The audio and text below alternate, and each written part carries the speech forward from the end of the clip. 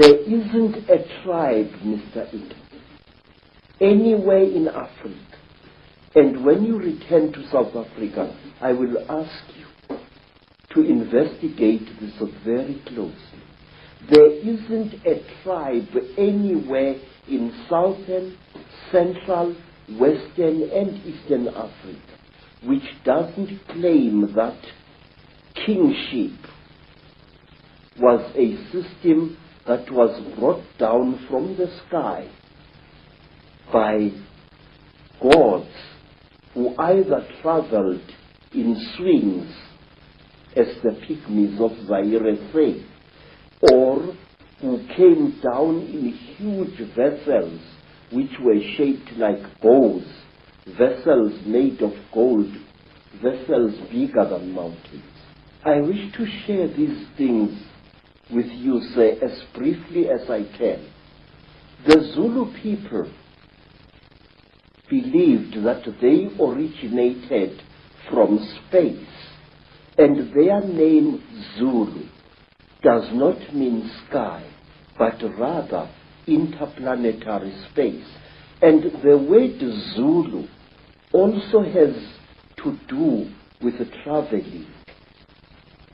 For example, if I say to a child, you are getting about, you are moving from village to village lazily, I say, uyazula wena.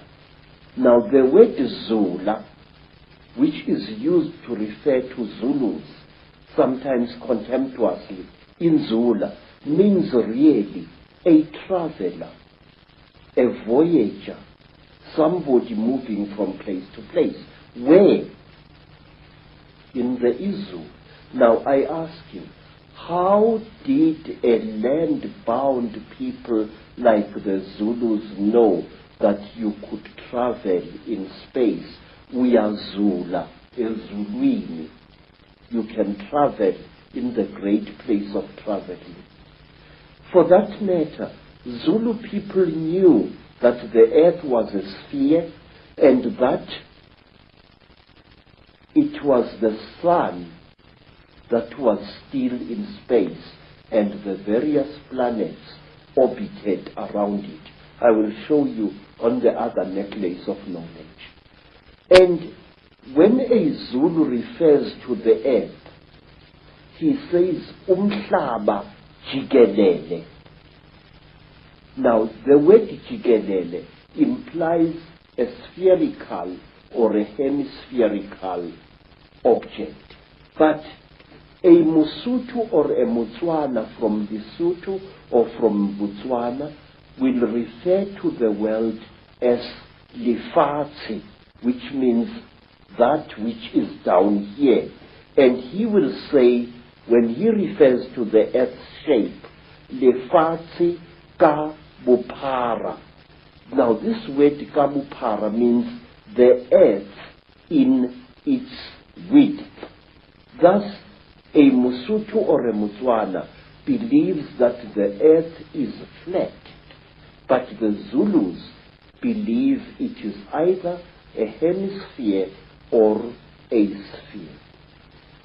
The Zulu people were the first people to know something that is now attributed to Albert Einstein, namely that space and time are one and the same thing. Zulus knew that long before Einstein was born. They said that one other Zulu name for space is Umkhati. Umkhati. U-M-K-H-A-T-H-I. Umkhati. And they called time Isikati.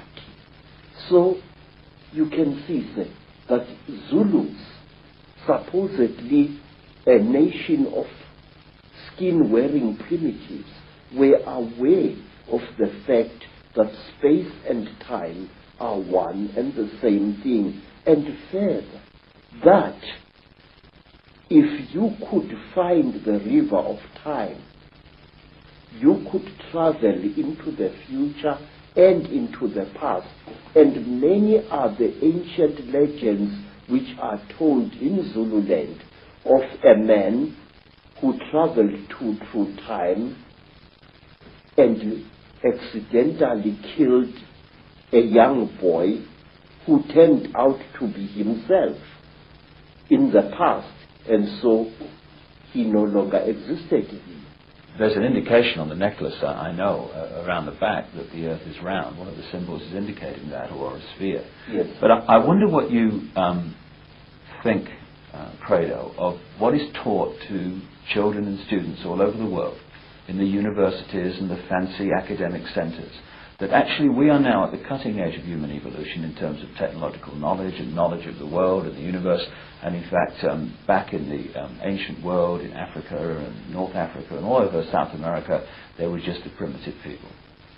Please, that is a lot of poppycock. In fact, in my long investigation into our past, I can tell you proudly that our ancestors were 20 times cleverer than we are. What I feel and what I think is that in the past, human beings were cleverer than we are today, and that human beings knew more than we know now. We are not progressing, Mr. I. We are simply rediscovering things that were known by better men and better women than we are thousands of years ago. I wish to offer you proof of this, some of it at least. Say, there are things that I have found in my travel through the world, things that prove to me that our ancestors were highly advanced in chemistry. Our ancestors had become so clever that they could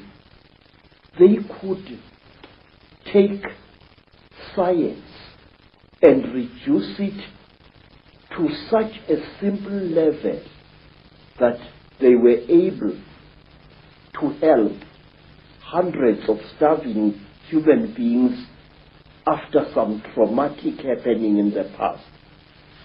On some of the images on the necklace and the symbols, because that leaves no doubt that a lot of knowledge has been around for a very much longer time than we are ever told.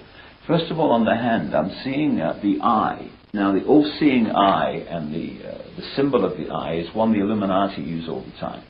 And it's one, of course, that was a very big symbol of ancient Egypt, the Eye of Ra and what have you.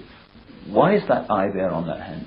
That represents the terrible eye of the Chitauli, the eye which sees everything, the eye which knows everything. It is said that when a Chitauli dies, he passes his third eye onto his next of kin. And to the Chitauli, an eye is a very, very powerful symbol.